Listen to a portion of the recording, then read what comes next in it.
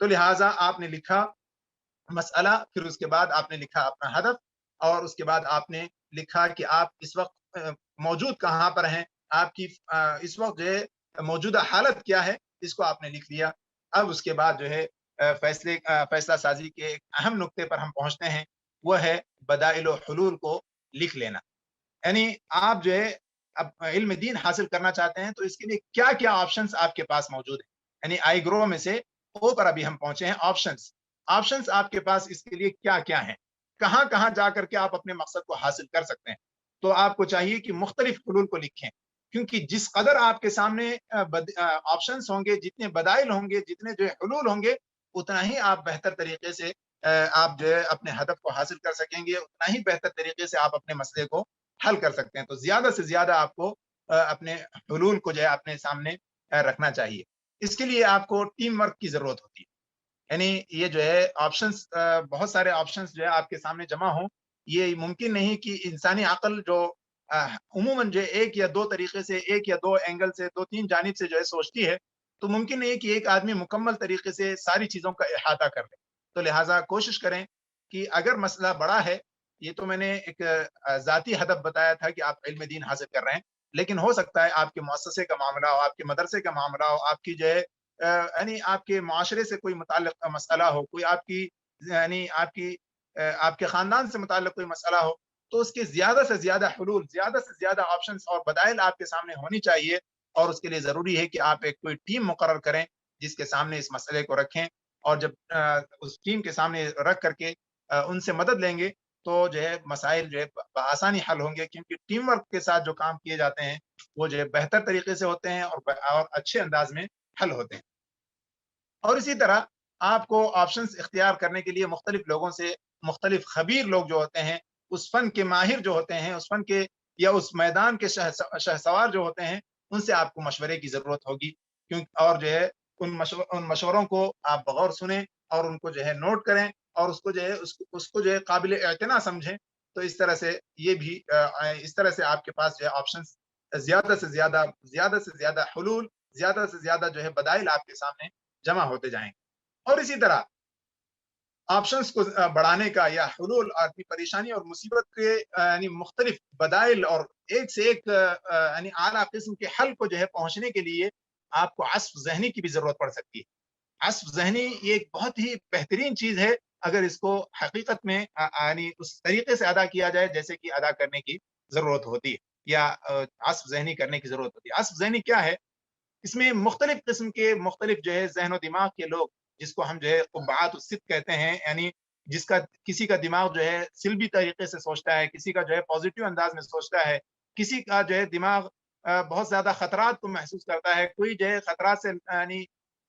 لڑنے کو ہمیشہ تیار رہتا ہے۔ اس یعنی ہر قسم کے لوگوں کو جو ہے آپ ایک طرف جمع کریں، اور اس کے بعد یعنی ان سے مشورہ کریں۔ یہ لیکن جو ہے عصف ذہنی کہتے ہیں کہ اپنے دماغ میں جو کچھ بھی خیال ہے یا جو کچھ بھی حل ہے اس کا، سب کو جو ہے سامنے رکھنا، اس کو یعنی عمومی اس کی اگر ہم تعریف کریں تو عصف ذہنی وہی ہے کہ مختلف قسم کے لوگوں کو جمع کر کے ان سے مختلف جو ہے حلول کو تلاش کرنا، یا مختلف طریقے سے حل کو تلاش کرنے کی کوشش کرنا۔ تو اب جو ہے ہم آتے ہیں عصف ذہنی کے اہم قواعد کیا ہیں۔ جب آپ جو ہے کچھ لوگوں کو آپ جمع کر لیں گے تو سب سے پہلے آپ دیکھیں کہ سب سے پہلا قاعدہ یہ ہے کہ عصف ذہنی کے لیے سب سے پہلے جو مشارکین مجلس ہیں، اس مجلس میں جس میں آپ مشورے کے لیے ان لوگوں کو بلا رہے ہیں، سب سے پہلے انہیں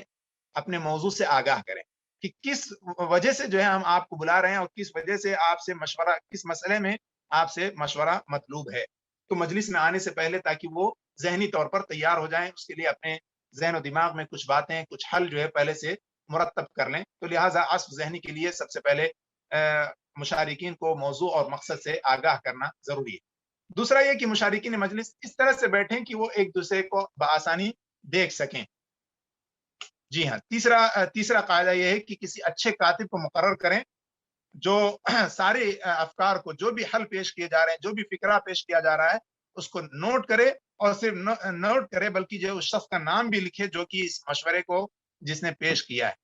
اس کا نام لکھنے کا فائدہ یہ ہوگا کہ ایک آدمی کے اندر تحفیظ آ جاتی ہے، ایک تشجیع ہو جاتی ہے کہ میرا نام فلاں مشورے کے ساتھ لکھا گیا ہے، تو मैं कुछ और भी मशवरे दूं, ज्यादा से ज्यादा मेरी तरफ से मशवरे हों, तो इसलिए जो है किसी कातिब को मुकर्रर करें, तो उसमें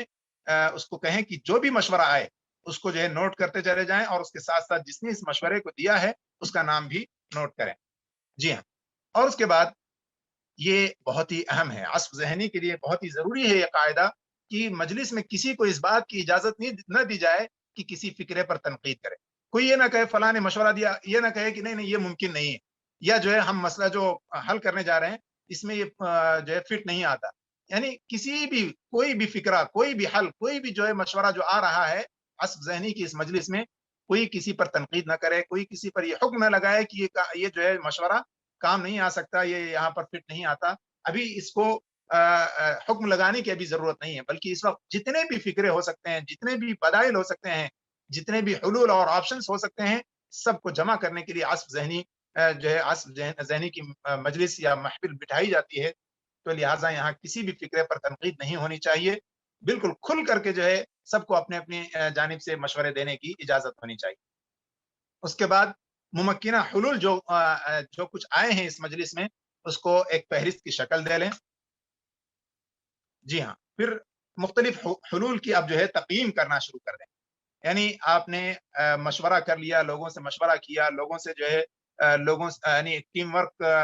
एक टीम के साथ जो है आपने मशवरा किया, आस्फ़ ज़हनी के ज़रिए से मुख्तलिफ हुलूल और बदाइल जो है आपने आपके सामने जमा कर लिए। काम आपको एक करना था, उसके लिए दसियों जो है तरीक़े आपके सामने आ गए। अब आप हर तरीक़े को सामने रखें और उसके इजाबियात और सल्बियात क्या हो सकते हैं, इसके जो है इजाबियात और सल्बियात को लिखना शुरू कर दें। यानी ये काम अगर हम जो है इस तरीके से करते हैं, तो क्या जो है क्या आपको नुकसान हो सकता है और क्या फ़ायदा हो सकता है, इसको जो है लिखना शुरू कर दें। तो इस तरह जब जो है आप पहुँचेंगे कि ये 10 जो हुलूल हमारे पास आए थे, 20-50 जो हुलूल आए थे, उसमें से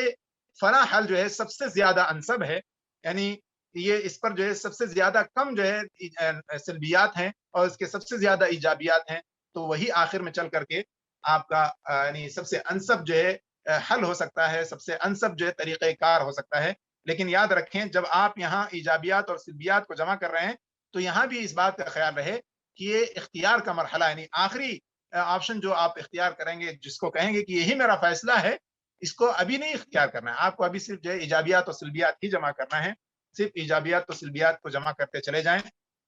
और मज़ीद वीडियोज़ को देखने के लिए आप हमारे YouTube चैनल को सब्सक्राइब करें। फ़जज़ाकुमुल्लाहु खैरन।